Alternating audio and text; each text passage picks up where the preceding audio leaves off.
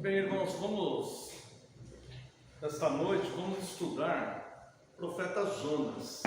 Então, eu convido os irmãos que abram suas Bíblias. Dá para ouvir bem aí de trás? Tá? Convido os irmãos que abram suas Bíblias no livro do profeta Jonas. Vamos fazer uma abordagem simples, mas temos a intenção de abordar o livro inteiro. São 4 capítulos, mas são capítulos curtos.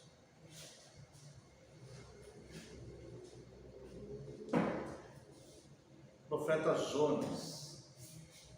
Bem, o profeta Jonas, seu período profético, ele viveu e profetizou por volta do ano 750. É o século 8, entre o século 8 e o século 7 a.C. Mas uma data mais precisa é de fato por volta do ano 750. Tá? O livro, além de apontar para Cristo, é um dos livros dos profetas menores que mais aponta para Cristo. O ponto alto do livro é o plano de Deus em alcançar os ímpios e pagãos através da pregação do seu povo. Ou seja, Deus chama o seu povo para pregar a salvação para as nações. Então são 2 pontos que são uma ênfase na pregação do livro de Jonas. Tá? Primeiro, o livro aponta para Cristo. E segundo, é que Deus de fato, um dos conceitos de Deus, de fato, é que o seu povo leve a mensagem de salvação para os de fora, para ímpios e pagãos e incrédulos, enfim, para pessoas que não conhecem o Senhor Deus. Tá? Então eu convido os amados irmãos para a leitura do versículo 1. Veio a palavra do Senhor a Jonas, filho de Amitai, dizendo. Bem, nós vemos aqui, filho de Amitai, Nós não sabemos quem foi este Amitai, tá? Mas uma coisa nós sabemos através disso. Este livro não é a única referência ao profeta Jonas. Muitas pessoas dizem que na Bíblia não existe outra referência a Jonas, a não ser quando Cristo fala do sinal de Jonas, Mas isso não é verdade, tá? Através do pai dele nós podemos confirmar que o profeta nos dias do rei Jeroboão II era de fato esse Jonas aqui. Embora nós não possamos rastrear Amitai, que é o pai dele, mas seguramente durante os dias do rei, desde o início já do reinado de Jeroboão II, quem profetizava era Jonas. Quero convidar os irmãos só para a gente amarrar isso, tá? Segundo livro dos Reis, capítulo 14.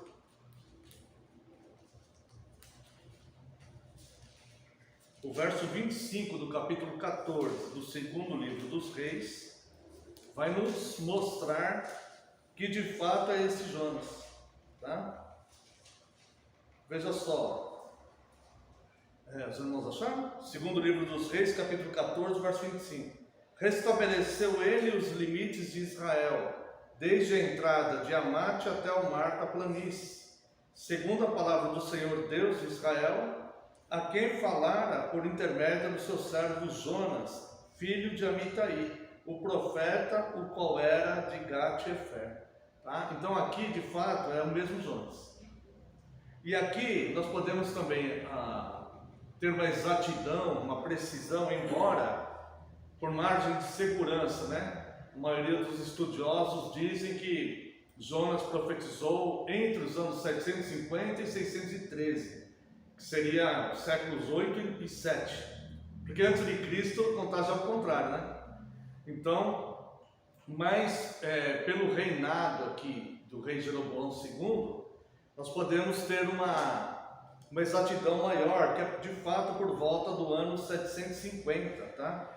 O rei Jeroboão, o rei Jeroboão II, Não é o primeiro Jeroboão quando dividiu quando dividiu a nação, Reino do Norte e Reino do Sul. Aqui é o filho de Jeroboão, Jeroboão II.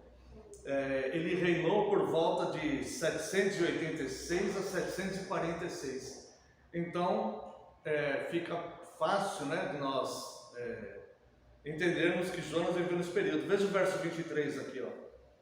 No 15º ano de Amazias, filho de Joás, rei de Judá, começou a reinar em Samaria Jeroboão, filho de Joás, rei de Israel, e reinou 41 anos.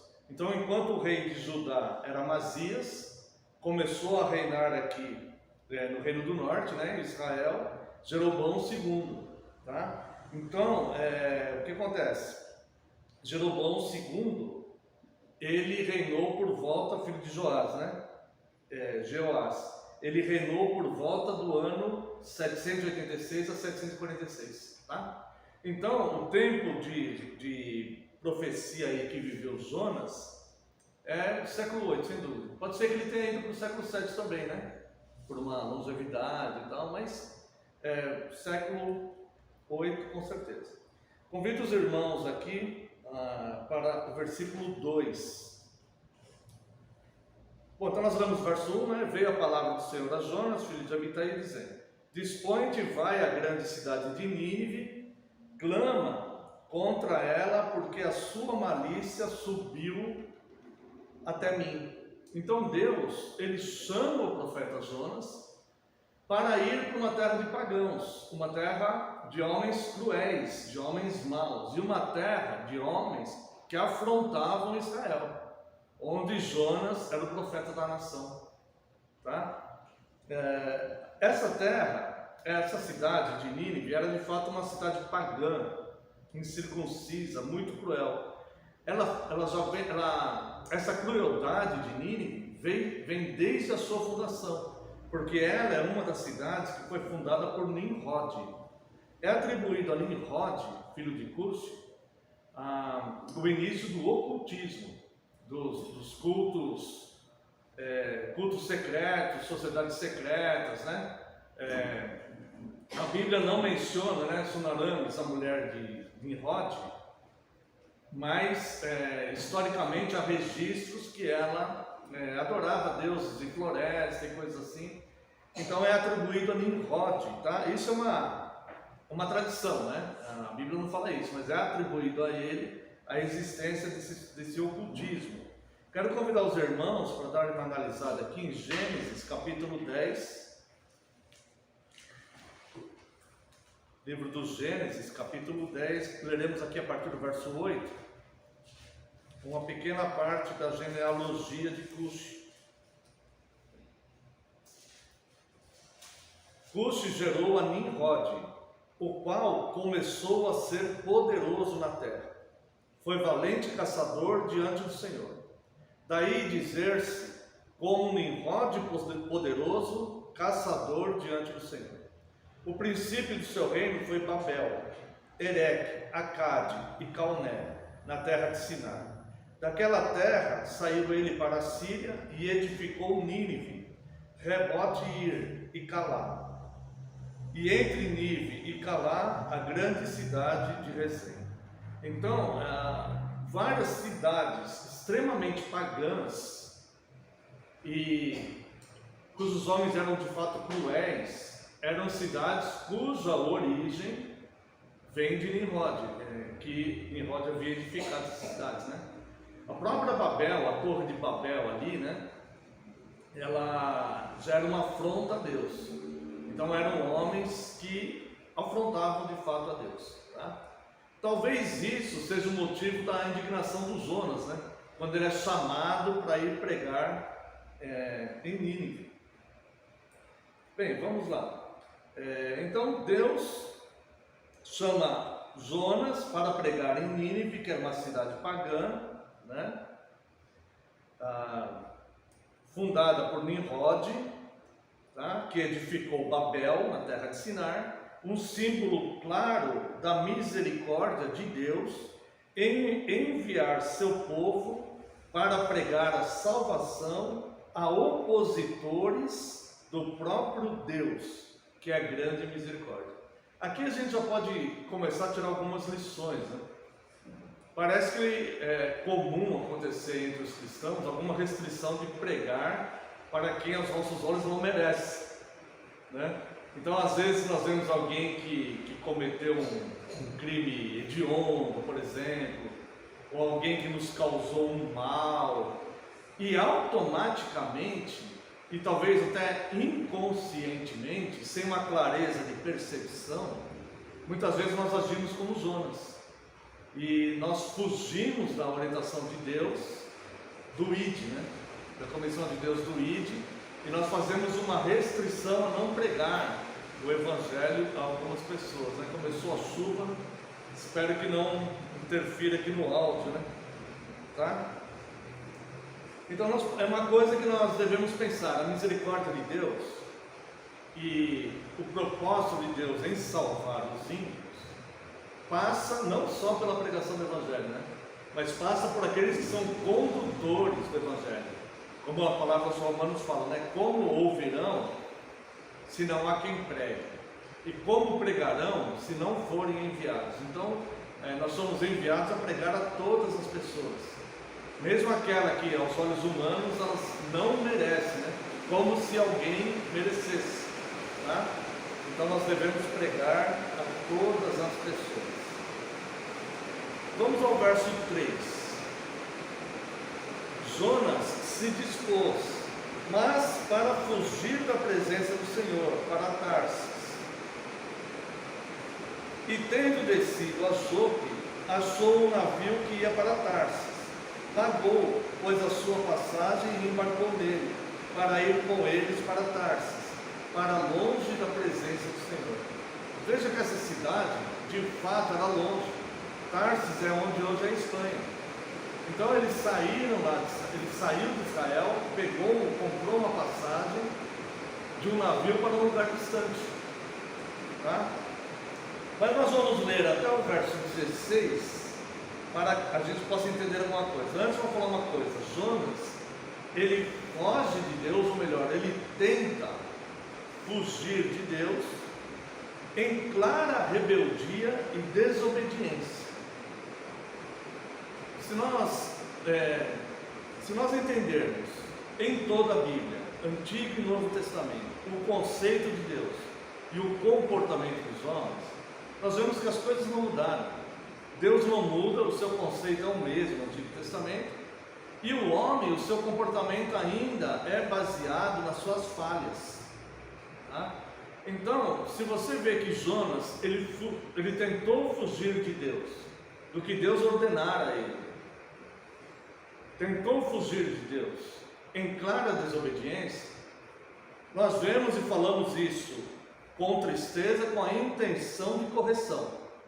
Nós vemos que nos dias de hoje, parte da Igreja de Cristo, uma parte grande da Igreja de Cristo, está em plena desobediência a Deus, não cumprindo aquilo que Deus determinou na sua palavra, mas fazendo aquilo que lhe apraz, o que apraz à igreja, o que apraz aos homens, o tipo de sermão que agrada pessoas, o tipo de liturgia que agrada pessoas, né?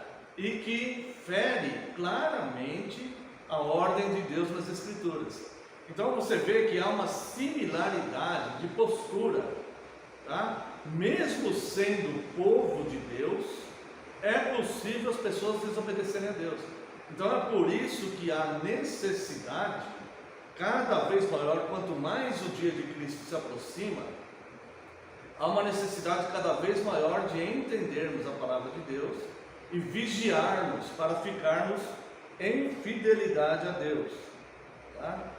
Então, vemos que existe essa clara desobediência por parte da igreja hoje, que tem fugido de Deus, fugido de cumprir a sua obrigação e em fazer a vontade de Deus, e busca satisfazer o que ela própria acha certo, e não o serviço de Deus conforme Deus revelou na sua palavra, né? Isso, como eu disse, a intenção é corrigir e também nos alertar, né? Para que, obviamente, essas igrejas que estão nessa condição hoje, elas foram caminhando passo a passo para esse desvio. Eu não acredito que chegou um momento que falaram, ah não, vamos desobedecer a Deus, e os outros falaram, vamos, e foram desobedecer a Deus. Não, isso foi acontecendo paulatinamente. Então as pessoas não percebem que estão se afastando, né? É como a gente vai em algumas praias quando você entra no mar, então você tem uma referência, vamos supor, tem um prédio aqui, você entra no mar, né?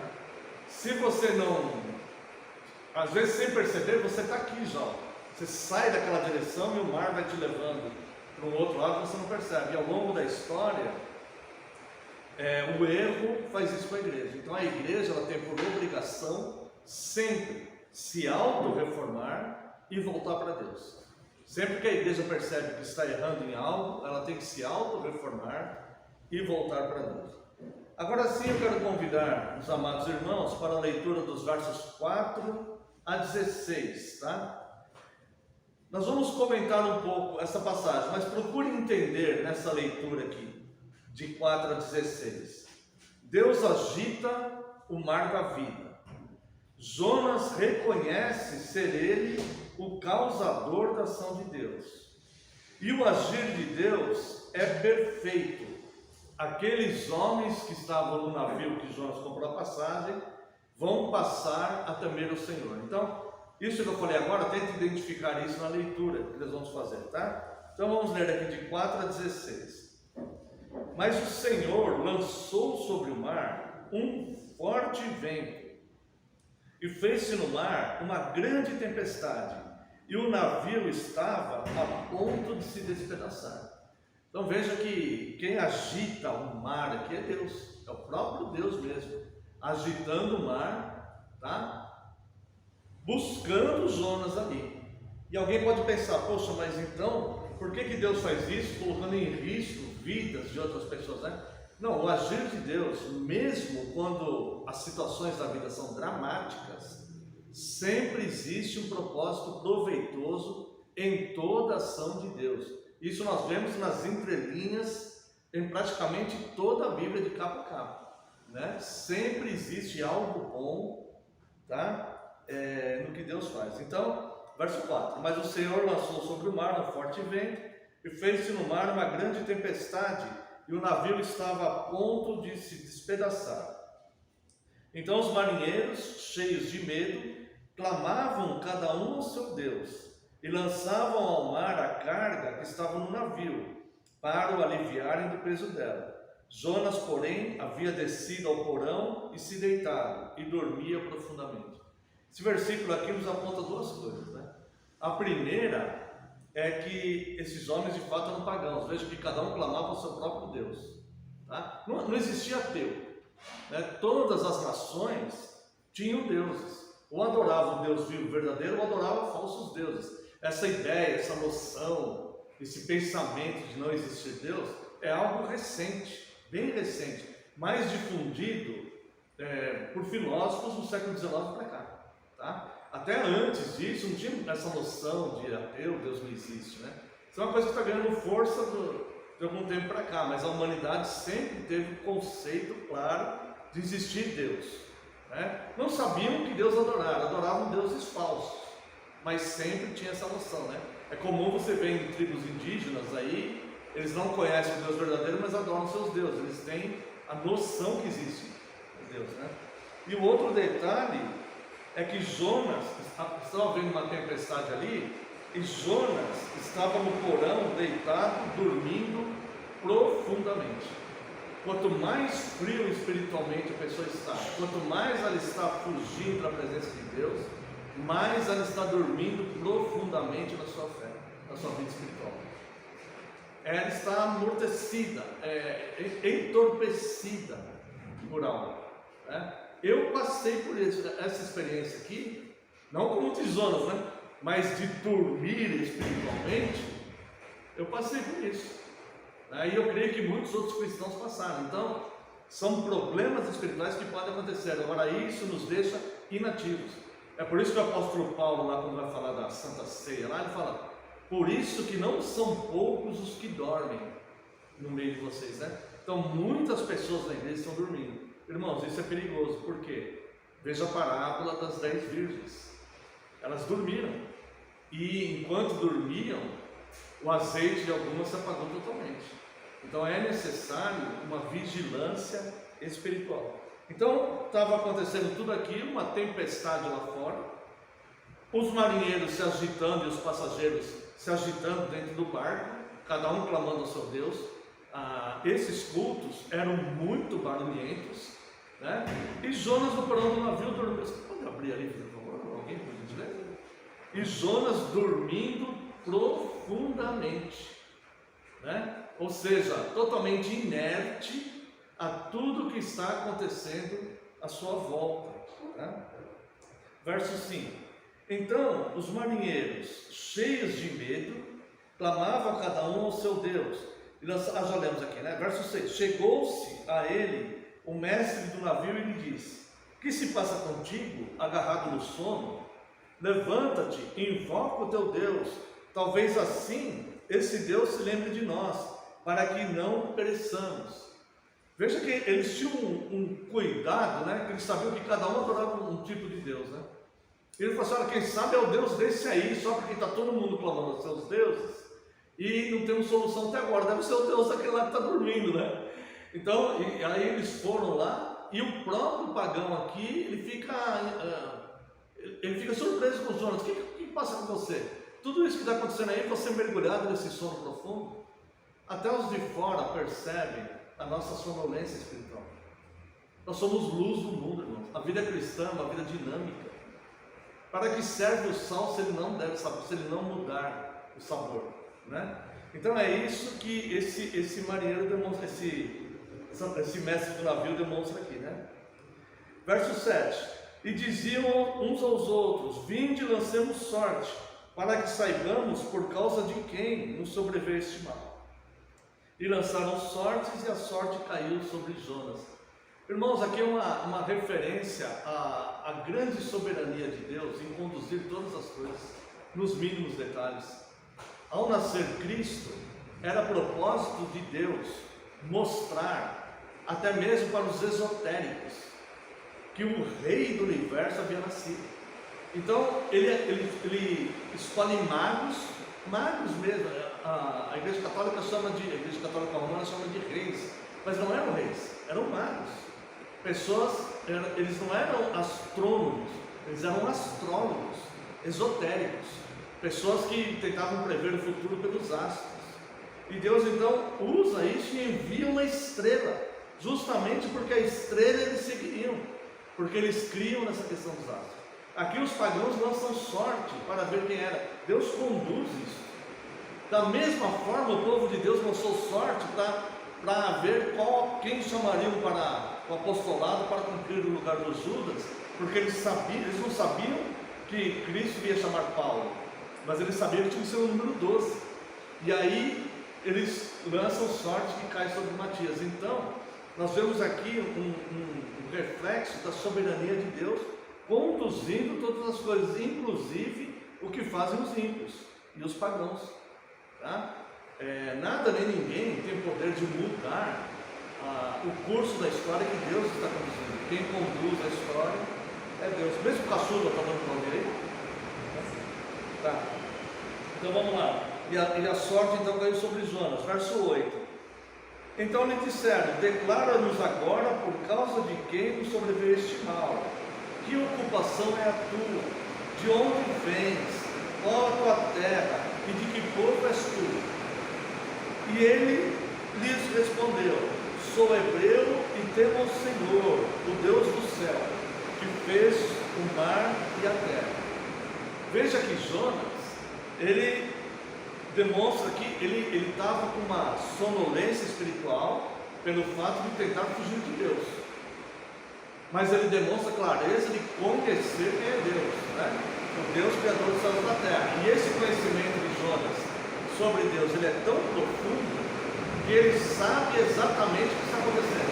Mesmo adormecido espiritualmente, ele sabe por que estava acontecendo aquilo. Verso 9, verso 10.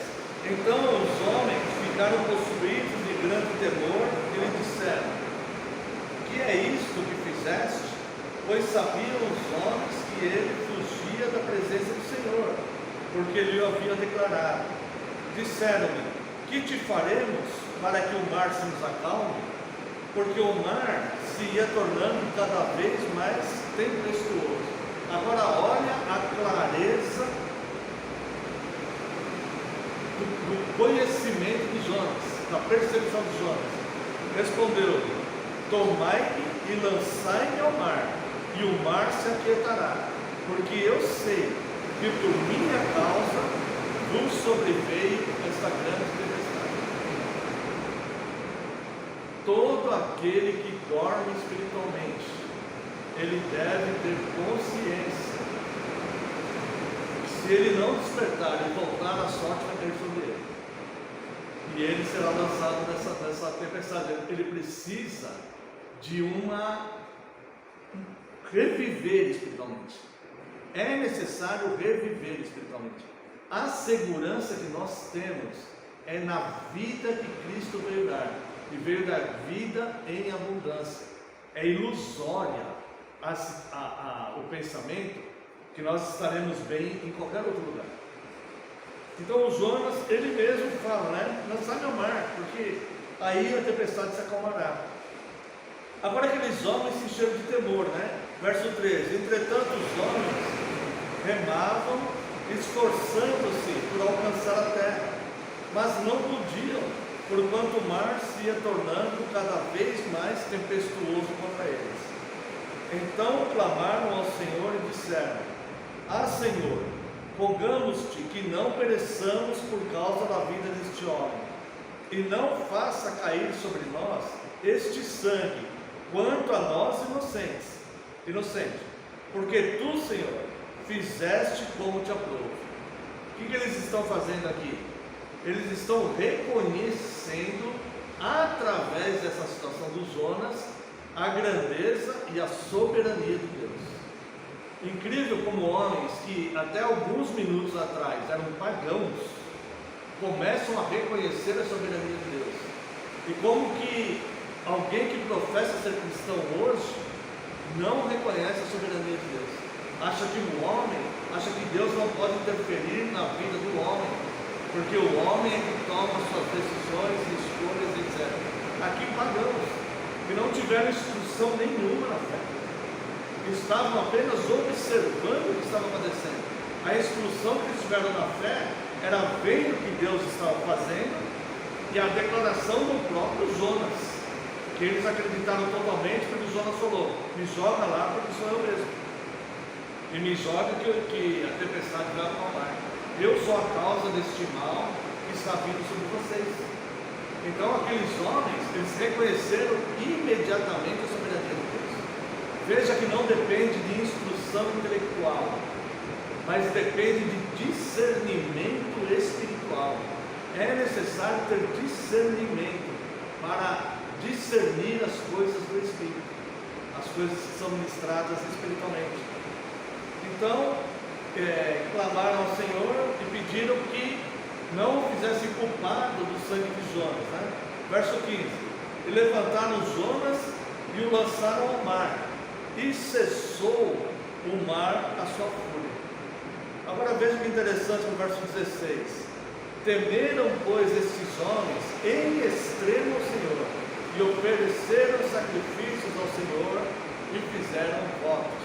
Ou seja, mesmo nesta situação dramática, o agir de Deus é tão perfeito que Deus vai tratar com Jonas, Deus vai cumprir o propósito dele de salvar a cidade de Nínive, e Deus vai salvar esses homens, porque houve aqui uma conversão, houve aqui um arrependimento, um reconhecimento, um discernimento espiritual de quem é o verdadeiro Deus. Eles viram que o Deus verdadeiro não era aqueles deuses que eles adoravam, mas reconheceram o verdadeiro Deus, né? E ofereceram sacrifícios a ele, tá? E o verso 17 vem mostrar a cristologia do livro de Jonas. Veja o verso 17: deparou o Senhor um grande peixe para que tragasse a Jonas, e esteve Jonas 3 dias e 3 noites no ventre do peixe. Então, esses 3 dias e 3 noites que Jonas esteve no ventre do peixe apontavam para Cristo. Os 3 dias que Cristo ficou no sepulcro, tá? Durante o período entre a morte de Cristo na cruz e a sua ressurreição. É por isso que Cristo fala: uma geração perversa pede um sinal, somente um sinal vou dar, que é o sinal de Jonas. Quero convidar os irmãos para a leitura aqui em Lucas, Evangelho de Lucas, capítulo 11, verso 29.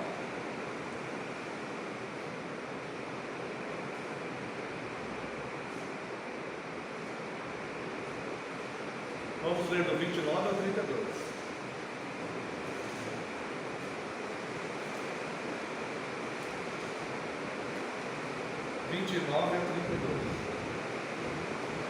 Como afluíssem as multidões, passou Jesus a dizer como afluíssem as multidões, passou Jesus a dizer: esta é geração perversa, pede sinal, mas nenhum sinal lhe será dado, senão o de Jonas. Porque assim como Jonas foi sinal para os ninivitas, o Filho do Homem o será para esta geração. Os 3 dias e 3 noites. A rainha do sul se levantará no juízo com os homens dessa geração e os condenará, porque veio dos confins da terra para ouvir a sabedoria de Salomão. E eis aqui está quem é maior do que Salomão. Cristo se referindo a ele mesmo. Ninivitas se levantarão no juízo com esta geração e a condenarão, porque se arrependeram com a pregação de Jonas. Eis aqui está quem é maior do que Jonas. Será que no dia do juízo, aqueles homens que eram pagãos, que estavam no navio e reconheceram claramente a soberania de Deus, será que eles vão se levantar para condenar os que professam ser cristãos hoje e não reconhecem a soberania de Deus? Porque se Cristo fala que os ninivitas vão se levantar para condenar aqueles homens que conheciam as Escrituras e as profecias acerca de Cristo, e se orgulhavam de ser o povo que conhecia essas Escrituras. Está dando para ouvir aí? Está alto o barulho, né? Será que aqueles homens do navio vão se levantar e condenar quem não reconhece a soberania de Cristo no dia do juízo? Então vemos aqui a cristologia do livro de Jonas. Entrando no capítulo 2, nós vemos a oração de Jonas, tá? Nós vamos ler aqui essa oração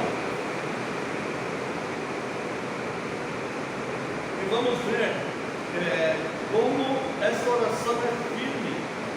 Ela não transparece nenhuma dúvida nessa oração. Não deixa transparecer nenhuma dúvida, né? Jonas ora como se a salvação já houvesse ocorrido, como se a salvação já houvesse ocorrido. Só que ele está fazendo essa oração dentro do peixe, no ventre do peixe, né? No verso 17 fala que ele estava no ventre do peixe. Então Jonas, do ventre do peixe, orou ao Senhor seu Deus e disse: olha como Jonas fala como se já tivesse sido liberto. Na minha angústia clamei ao Senhor e ele me respondeu. Deus ainda não tinha respondido, mas Jonas tinha plena convicção que Deus faria isso, que Deus responderia a sua oração. Do ventre do abismo gritei e tu ouviste a minha voz, pois me lançaste no profundo do coração dos mares. Veja que Jonas reconhece que foi Deus que lançou ele lá. Jonas não fica atribuindo isso a Satanás ou qualquer outra circunstância da vida. Ele atribui a soberania de Deus também. Pois me lançaste no profundo do coração dos mares, e a corrente das águas me cercou. Todas as tuas ondas e vagas passaram por cima de mim. Então eu disse: lançado estou de diante dos teus olhos. Tornarei porventura a ver o teu santo templo? As águas me cercaram até a alma, o abismo me rodeou, e as águas altas se enrolaram na minha cabeça. Desci até os fundamentos dos montes, desci até a terra, cujos ferrolhos se correram sobre mim para sempre. Contudo, fizeste subir da sepultura minha vida. Ó Senhor meu Deus. Deus ainda não tinha feito isso. Mas a fé dele demonstrada aqui é impressionante. A fé de um homem que estava tentando fugir de Deus por meio da desobediência. E que estava lá amortecido dormindo no navio. Se você está em estado de dormência na sua vida, nada acabou. Confie em Deus, porque Ele te tira dessa sepultura aí. Ele te tira do porão do navio. Desperta, como diz Tiago, né? Desperta tu que dormes. Quando dentro de mim desfalecia minha alma, eu lembrei do Senhor, e subiu a ti a minha oração no teu santo templo. Olha só, como Deus é grandioso, né? Então, quando a nossa alma está desfalecendo, nós temos que lembrar de Deus, porque a nossa oração vai subir até Ele. Agora entenda bem a conclusão que Jonas tirou disso. Preste muita atenção nesse verso 8, porque nós comumente nos entregamos a isso. Olha o que diz aqui: os que se entregam à idolatria vã abandonam aquele que lhes é misericordioso. E que Jonas reconhece aqui: houve uma tempestade, eu fui lançado por homens ao mar, um peixe me engoliu, eu fiquei no estômago de um peixe, no fundo do abismo, uma bolha de ar que tinha lá dentro, no fundo do abismo. Clamei ao Senhor e Ele me ouviu. Esse é o Deus verdadeiro. Esta é a vida, esta é a segurança. Agora, eu estava me entregando a minha idolatria vã, eu estava abandonando a Deus, eu estava me entregando à minha própria vontade, ao meu próprio desejo. A minha vontade era que Nínive não se convertesse, a minha vontade era que Nínive não recebesse a palavra de Deus. Eu estava me entregando a uma idolatria vã. A nossa vontade humana é uma idolatria vã, quando nós trocamos a vontade de Deus para fazer a nossa.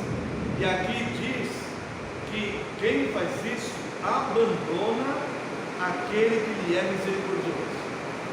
Olha a gravidade de uma coisa que parece ser sutil. Eu só não quero ir para mim, eu só quero desobedecer a Deus. O eu só não quero ir para mim, traduzido é: eu só quero desobedecer a Deus, eu só quero que a minha vontade prevaleça sobre Deus. E quando eu quero que a minha vontade prevaleça sobre Deus, eu estou me entregando à idolatria vã.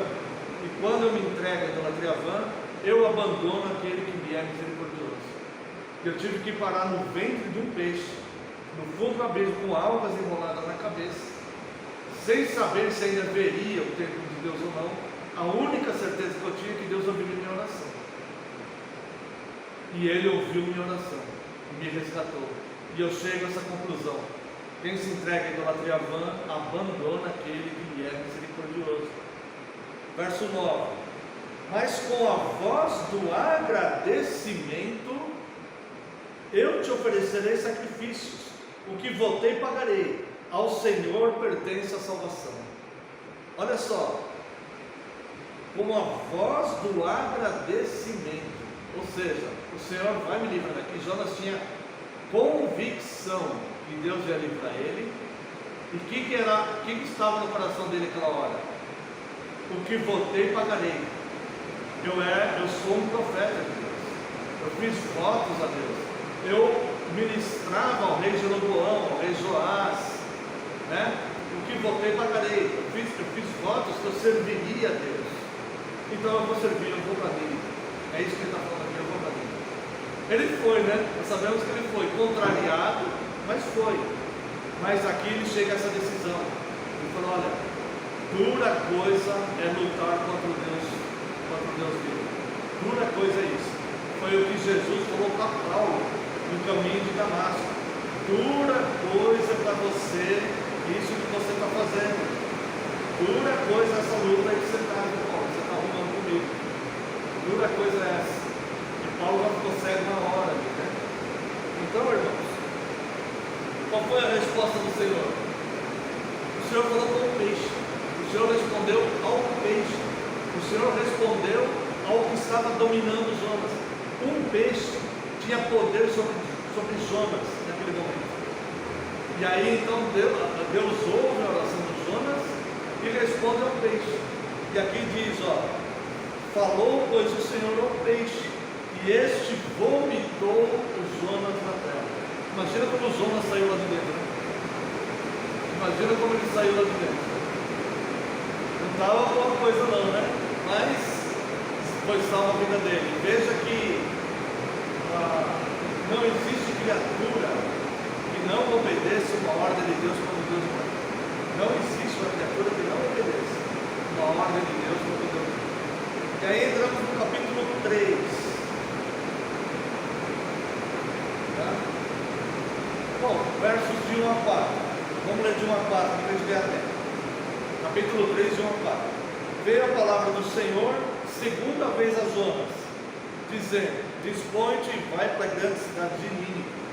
Mesma coisa que Deus falou na primeira vez. Antes do Jonas tentar fugir e passar por tudo isso. Jonas passou por tudo isso, Deus conduzindo a situação. Depois que o peixe vomita o Jonas, Deus fala para ele de novo: dispõe-te e vai para a cidade de Nínive.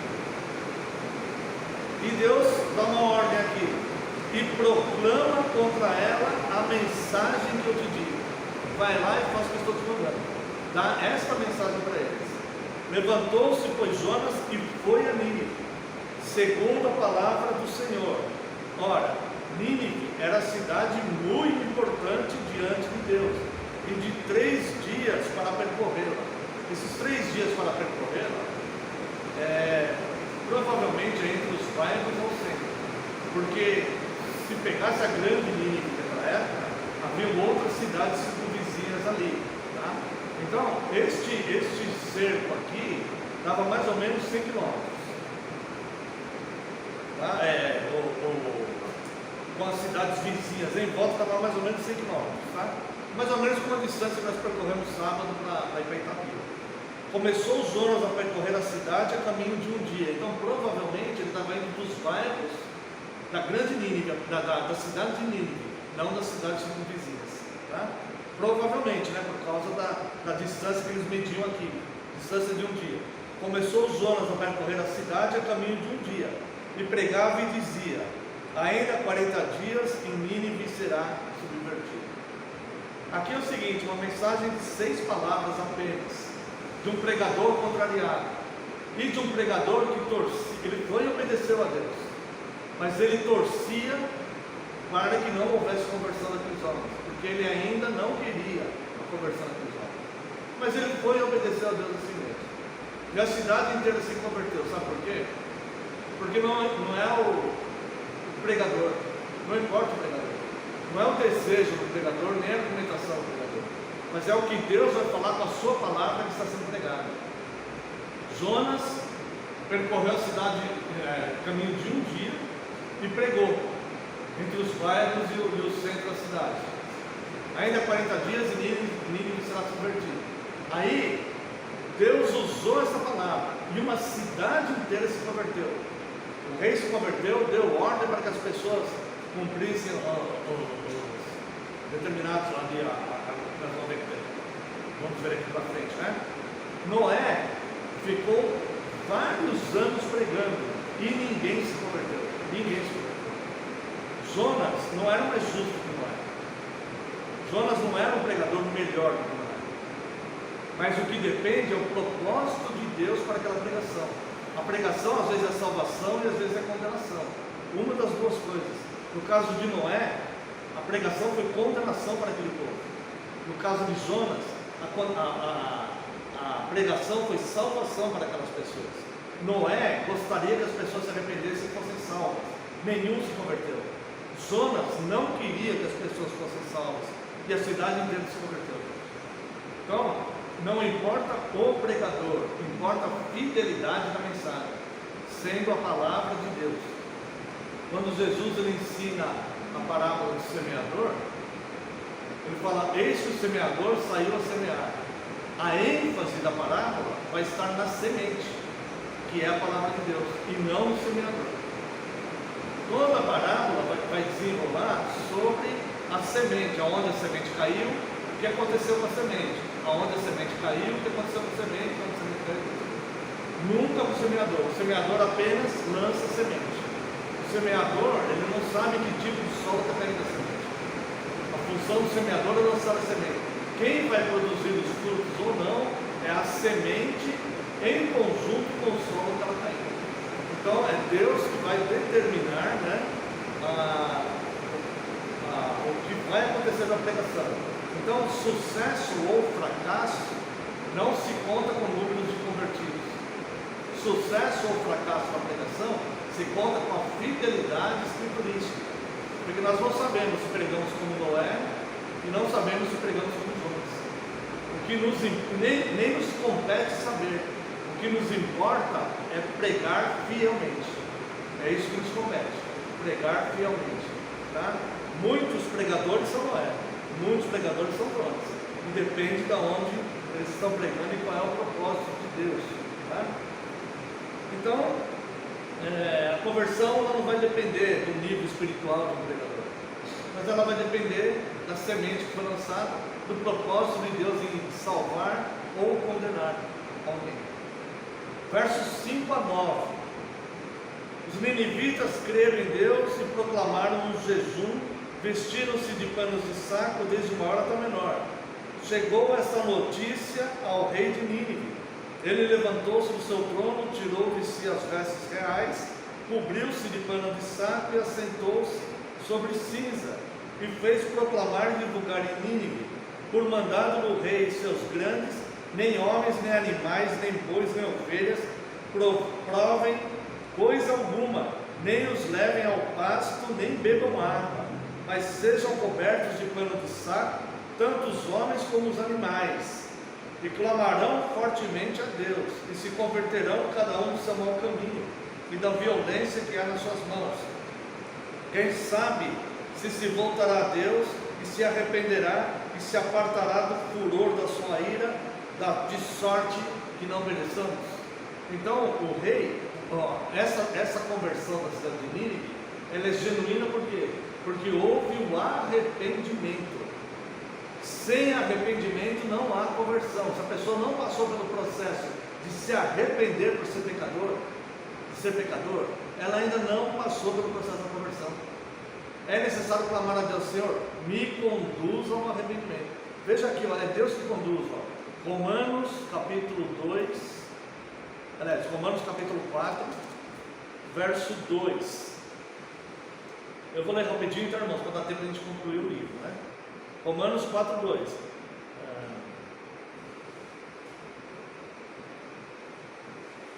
Romanos 2, 4, perdão, irmãos. Romanos 2, 4.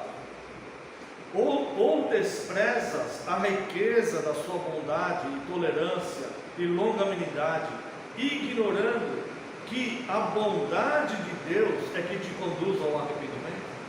Então o arrependimento não é uma obra da carne que vai nos providenciar a nossa própria salvação, mas é Deus, é a bondade de Deus que nos conduz ao arrependimento. Então quando nós precisamos de arrependimento, nós temos que clamar a Deus: Senhor, me conduz ao arrependimento. Eu quero me arrepender de ser pecador. Intelectualmente eu entendi, agora eu preciso de um arrependimento genuíno. Me conduza, Senhor, pela tua bondade. Nós temos que fazer isso. Temos que fazer. E também em Atos dos Apóstolos, capítulo 18, Atos dos Apóstolos, capítulo 18, verso 11, será?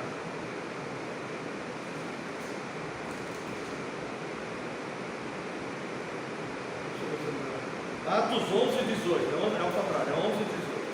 Atos 11 e 18. Ainda bem que eu marquei aqui. E ouvindo eles essas coisas, apaziguaram-se e glorificaram a Deus, dizendo: logo também aos gentios foi por Deus concedido o arrependimento para a vida.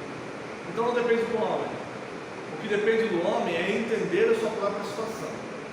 Entender a sua própria situação. Porque a salvação pertence a Deus, como Jonas falou. Então quando nós temos compreensão intelectual da palavra, nós precisamos falar: Senhor, me conduz ao arrependimento. Eu preciso me arrepender deste pecado, eu preciso me arrepender deste mal. Se preciso me arrepender disso, né? E como Jonas tinha a convicção, assim Deus também não ouvirá. Uma oração dessa Deus ouvirá, tá? Então houve conversão genuína naquela cidade, né? E o verso 10 aqui, ó, do capítulo 3, né?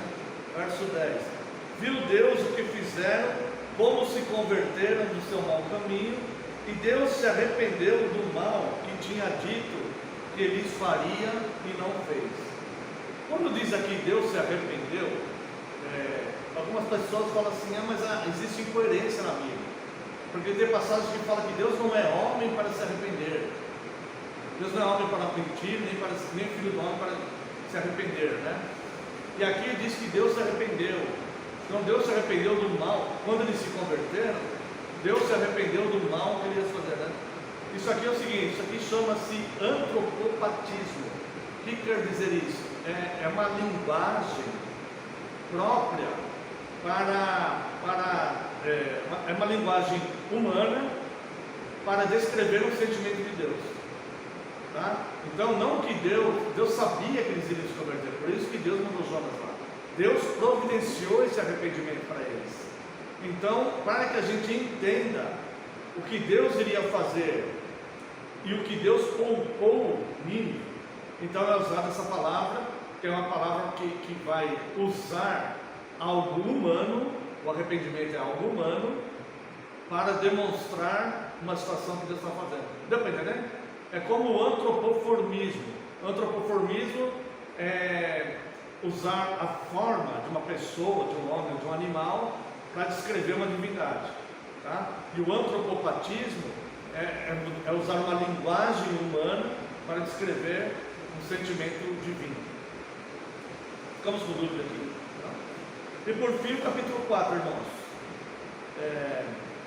Vamos ler aqui os versos 1 a 5. Com isto desgostou-se Jonas extremamente, ficou irado. Eu já ouvi alguém dizer assim, eu acho que é o primeiro pregador que prega, né? A pregação dele foi 6 palavras, uma cidade inteira se converteu genuinamente para o arrependimento, e ele ficou desgostoso e irado. Ele ficou irado com aquilo, porque de fato ele não queria a conversão daqueles homens. Você está vendo como não depende do pregador? Depende da palavra de Deus. Ele foi lá contra a vontade dele e pregou para aquelas pessoas naquela cidade. E aí olha só o que ele fez. Ele ficou extremamente irado e orou ao Senhor e disse, olha só, ele foi orar para Deus e falar, o Jonas ele demonstra ser bem turrão, né?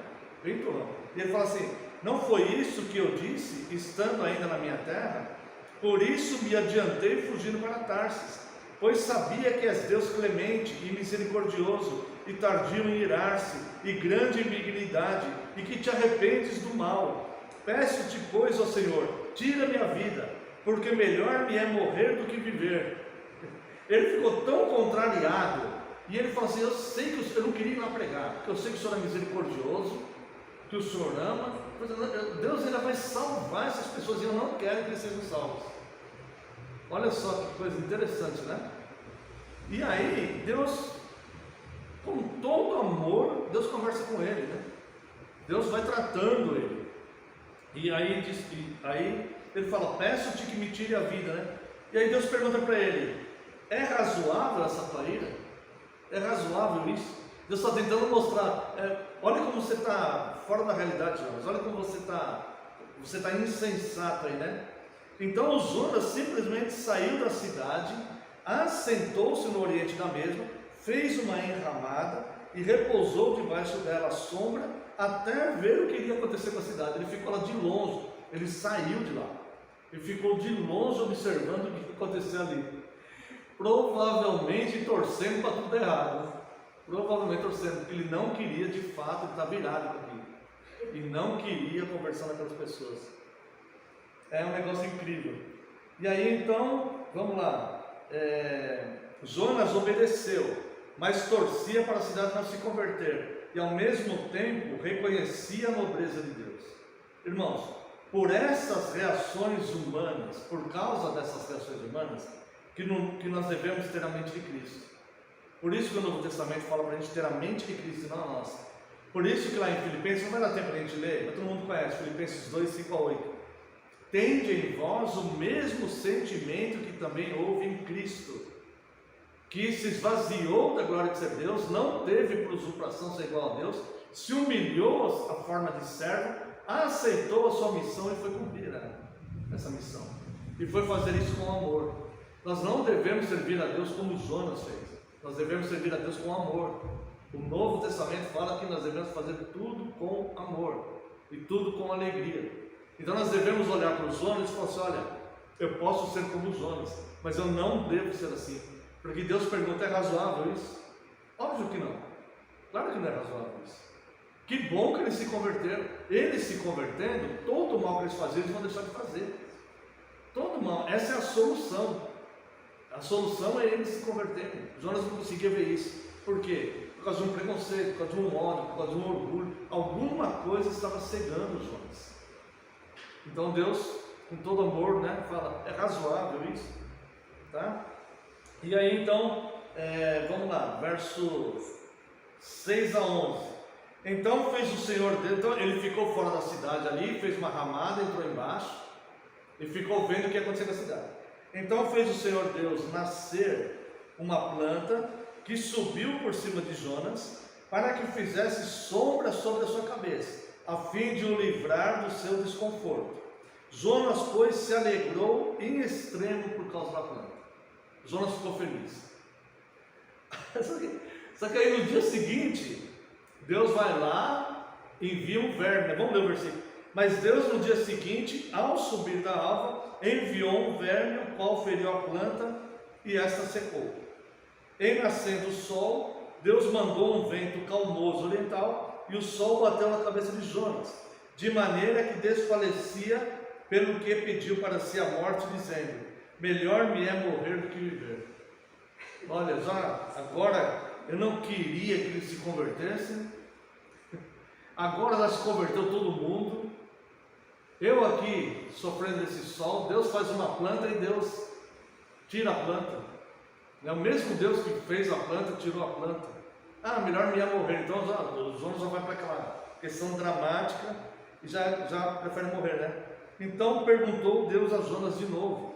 Olha o amor de Deus. Deus vai tratando com Jonas da mesma forma que ele deu 2 vezes a ordem, né? Quando Jonas saiu do peixe, Deus não repreendeu ele. Por que você fugiu de mim? Por que você achou que você ia conseguir fugir de mim? Eu podia ter te consumido. Deus não fez isso. Deus voltou a falar com ele, dando a mesma ordem que Deus tinha dado antes dele fugir. Dispõe-te e vai para Nínive. Quando o peixe vomitou ele, Deus chegou e falou: dispõe-te e vai para Nínive. Quando ele faz essa ramada e fica do lado de fora da cidade, olhando, torcendo para tudo dar errado, Deus fala para ele: é razoável essa tua ira? E aí ele pega e vai embora da cidade. Daí ele fala: eu sabia que o Senhor é misericordioso, por isso. Não, aí ele pega e vai embora. Faz a ramada, Deus faz a planta, Deus tira a planta. E aí ele pede a morte. Então Deus pergunta de novo, da mesma forma: é razoável? Deus pergunta de novo, verso 9. Então perguntou Deus a Jonas: é razoável esta tua ira por causa da planta? Ele respondeu: é razoável minha ira até a morte. Esse é teimoso, né? Esse é teimoso. Então tornou o Senhor: tens compaixão da planta. Olha o ensinamento que Deus deu para ele. Tens compaixão da planta, que não te custou nenhum trabalho, a qual não fizeste crescer, que numa noite nasceu e numa noite pereceu. Você ficou com compaixão dessa planta. E eu não vou ter compaixão da grande cidade de Nínive, em que há mais de 120 mil pessoas, que não sabem discernir entre a mão direita e a mão esquerda, e também de muitos animais? Então olha só o que Deus fala, né? Você, Jonas, tem discernimento espiritual. Eu te concedi discernimento espiritual. Você conhece meus atributos. Aqueles homens não sabem discernir entre o bem e o mal, não sabem discernir a mão esquerda da mão direita. São totalmente cegos. E eu tive misericórdia deles. A vida deles é muito superior a esta planta que te fez querer desejar a morte. Veja como você está deslocado da realidade e como o propósito pelo qual eu te chamei é muito mais glorioso e maior do que os seus caprichos e as suas contrariedades. É isso que Deus está falando para Jonas. E aí então termina-se um capítulo, né? Conclusão: o livro de Jonas nos mostra o amor de Deus, nos aponta Cristo e nos faz ver como a vontade do homem é incoerente, enganosa e não é eficaz para que as coisas certas prevaleçam. Vemos a soberania de Deus em conduzir a história com justiça, misericórdia, graça e muito amor. O que tiramos de lição aqui? Duas passagens bíblicas bem conhecidas. A primeira é Jeremias 17, 9 e 10. Enganoso é o coração do homem e desesperadamente corrupto. Quem o conhecerá? E a segunda é 1 João 4,8. Deus é amor. Então, irmãos, entre os enganos do nosso coração e o amor de Deus, a ordem do Novo Testamento é: nós confiamos no amor de Deus e vamos seguir fazendo, né, com muito amor tudo aquilo que Deus colocou nas nossas mãos. Amém? Deus abençoe.